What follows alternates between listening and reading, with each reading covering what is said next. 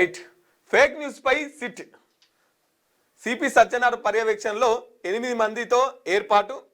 ఇక fake news పైన SIT ఏర్పాటు చేసిరు. మహిళా ఐఏఎస్ మంత్రి ఎపిసోడ్ సహా సీఎం ఫోటోల మార్ఫింగ్ పై సర్కార్ సీరియస్. ఈ ఘటనల వెనుక రాజకీయ కోణం ఉన్నట్టు అనుమానం. వీటిపై ఇప్పటికే కేసులు నమోదు. నిజాలు నిగ్గు తేల్చేందుకు సిట్టు విచారణ. డీజీపీ ఆదేశం. నివేదిక అందంగానే చర్యలు తీసుకుంటామని వెల్లడి.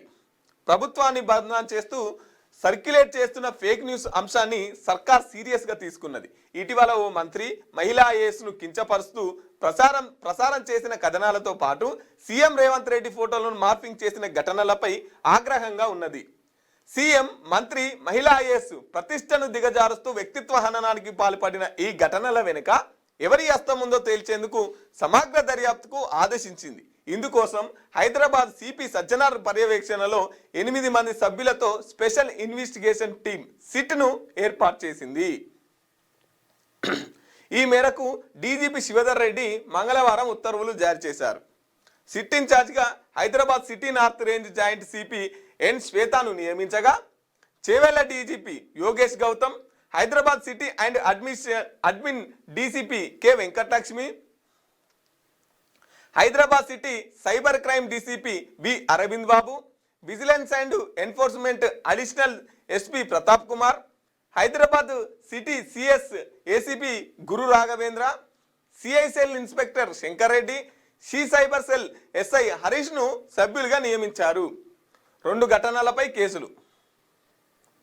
మహిళా ఐఏఎస్ పై అసభ్యకర కథనాలను ప్రచారం చేసిన ఓ యూట్యూబ్ ఛానల్, వాటిని సర్క్యులేట్ చేసిన ఇతర ఛానళ్ల వెబ్సైట్లను చర్యలు తీసుకోవాలంటూ ఐఏఎస్ ఆఫీసర్లు association secretary, special chief secretary Jayesh Ranjan Hyderabad సిసిఎస్లో ఇప్పటికే ఫిర్యాదు చేశారు. విషయం ఏంటంటే, ఒక నెల రోజుల కింద ఒక ప్రధాన న్యూస్ ఛానల్లో, శాటిలైట్ ఛానల్లోనే ఒక స్టోరీ చేసిర్రు.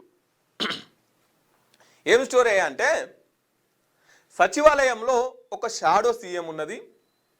ఆ షాడో సీఎం చెప్పినట్టు మిగతా ఉద్యోగులు కావచ్చు, మిగతా సిబ్బంది కావచ్చు, అధికారులు కావచ్చు, ఆ షాడో సీఎం చెప్పినట్టే వింటున్నదని చెప్పేసి ఒక ప్రధాన శాటిలైట్ ఛానల్లో ఒక స్టోరీ చేసిర్రు. ఆ షాడో సీఎం ఎవరు ఎవరు ఎవరు అని చెప్పేసి ఇక దాన్ని మిగతా యూట్యూబ్ ఛానళ్ళన్నీ ఇక వాళ్ళు మేమే ఇక తోపులం అన్నట్టు విశ్లేషణ చేసిర్రు.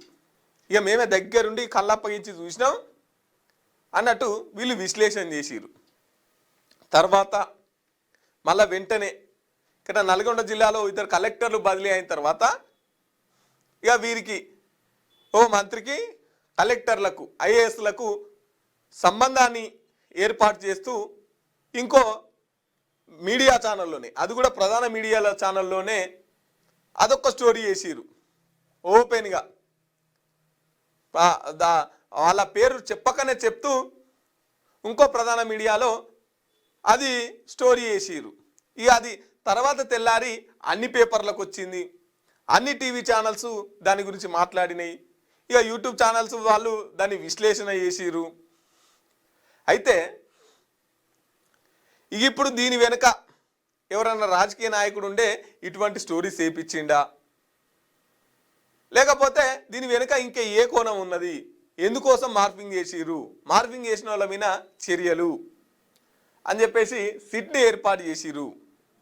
ఇప్పుడు ఆల్రెడీ వాటి మీద మీడియా ఛానళ్ళ మీద, రిపోర్టర్ల మీద, ఎడిటర్ల మీద, యాంకర్ల మీద బిఎన్ఎస్ సెక్షన్ల కింద కేసు పెట్టిరు.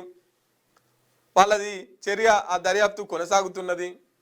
ఇటు మరికొన్ని యూట్యూబ్ ఛానళ్ళకు కూడా నోటీసులు పంపిరు ఆ వీడియో డిలీట్ చేయమని. ఇంకొన్ని ఛానళ్ళ మీద కేసు అయింది.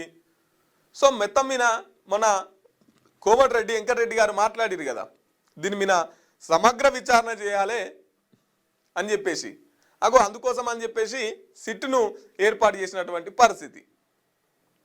ఇక తేలుస్తారంట. 2 కేసులు ఎఫ్ఐఆర్ చేసిరు కదా, వాటిపైన 2 ఘటనలపైన కేసులు నమోదైనాయి. ఇక వాటి మీద తేలుస్తారు అన్నాడు. మీకు వార్తలు రాయడం, విశ్లేషణ చేయడం వచ్చా? అన్యాయాన్ని ప్రశ్నించడం తెలుసా? ఇంకెందుకు ఆలస్యం, క్యూ న్యూస్ మిమ్మల్ని ఆహ్వానిస్తుంది. ఉమ్మడి ఆదిలాబాద్, వరంగల్, కరీంనగర్, నిజామాబాద్, ఖమ్మం, మెదక్, రంగారెడ్డి, హైదరాబాద్, మహబూబ్ నగర్ జిల్లాలకు రిపోర్టర్స్ కావాలను సంప్రదించవలసిన ఫోన్ నెంబర్ 8688926084.